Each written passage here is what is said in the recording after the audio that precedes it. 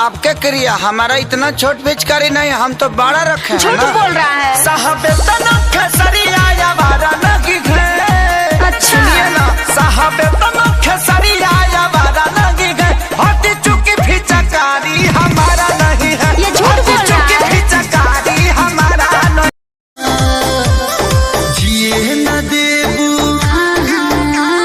जिए न देबू काहे पतर को खोरे परान लेबू काहे सोर को।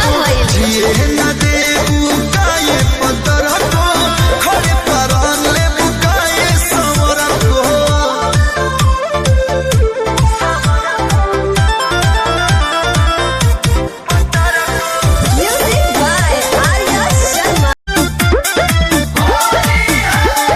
कान्हावा पगामा छाया डारावा में डूंगी, डाली डाली हमके धरा दे लगूंगी।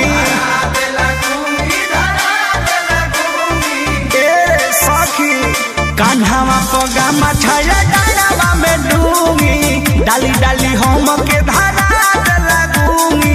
पेट नहीं भरे हो